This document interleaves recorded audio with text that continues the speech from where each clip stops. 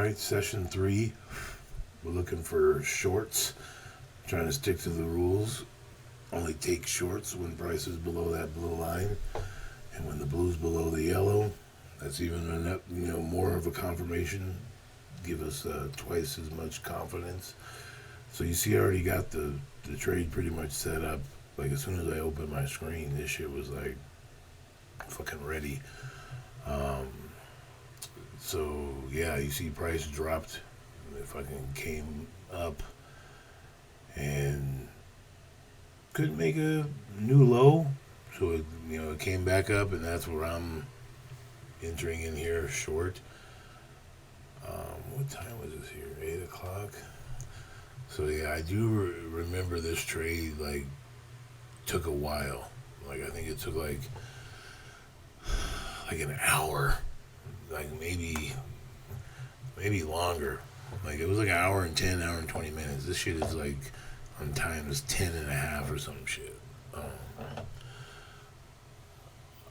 But I say that to say like there was times where I'm just staring at this shit and wanting to like mess with the trade because I'm bored obviously and just not focused. Because like obviously hindsight is 20/20, and the way you win in this shit is having foresight.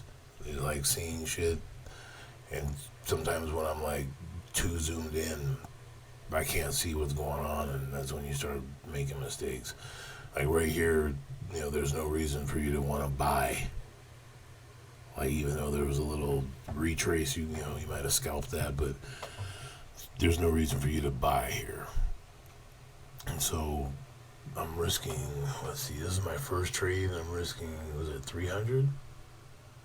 At 297? Yeah, because I doubled it, so yeah. So we've added, and the trade appears to be going good, and then this is probably around the time shit starts just going sideways.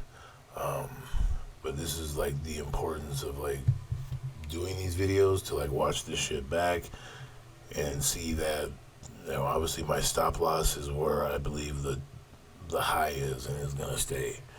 So as long as that doesn't get touched, we're live. And I feel like before, like I would move my stop now to like that lower level, being scary and shit, instead of just leaving the shit alone. Especially when you're adding, which there's obviously a science and an art to that, so you're not over leveraging or putting yourself out. Because like $100 is what I feel like comfortable losing. Like 300 is a little bit like, ugh, like I'm definitely. That's why obviously you see I just drew that fucking that trend line.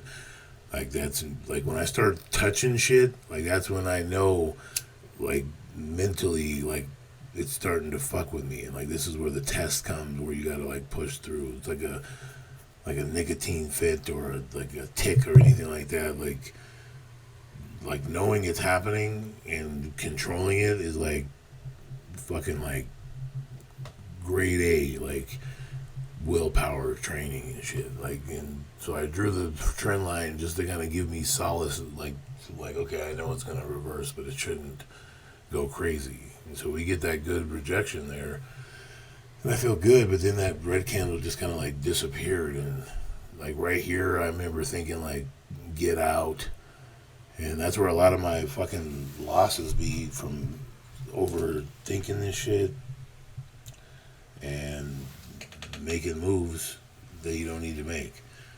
And then next thing you know, the trade's going your way and you're all out of fucking juice. So yeah, like this at this point we're 45 minutes, give or take 45 minutes into this trade. I'm like, what's going on? But I'm also looking at it as like I'm risking 300 to get 900. If it does take an hour, like it's still good money. I think like mentally looking at it like it's a game is pros and cons, because it's like at some point this becomes real money, but you can't like get emotional. So it's like better to not look at it as money until it's money. So this is never money until you like withdraw and it's in your bank account. Right until then, this is like a video game. Like, because obviously you're risking money in a way that you don't really normally wouldn't, and you're looking at it differently. Like, if I had $500 cash, I would not put it into this. Like, I'm fucking. This is the demo, obviously, but even a combine is $85. So, like, it's very low entry. But if you don't protect and do it the right way, that 885 can turn into 850, and it's all about discipline. In this trade here, I think I started fucking with my phone right here because I didn't I looked away and for like 5 minutes, and I look up and I'm like, oh shit, we're in profit. And the old me would want to touch the trade right now and move it, and being scared, even though it's closer to the end than it is the beginning, and that's why they tell you to have a stop and a take profit. Like, there needs to be a entry and an exit strategy, so that way you actually can measure the success. Like, if no trade is ever the same, it's very hard to recreate that. Like, you end up gambling because it's not solid. Like, this strategy is very simple. I had my take profit, it fucking smacks it.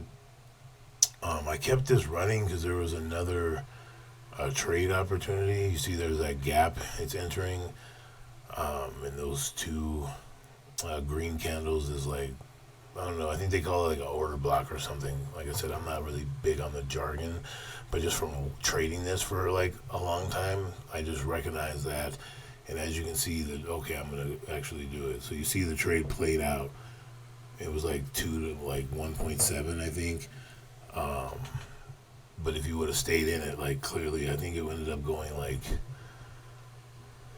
8 to 1 or something like that. Like, and it was only like 12 points, so it was like $100 to get another 9. Like, I could have doubled that.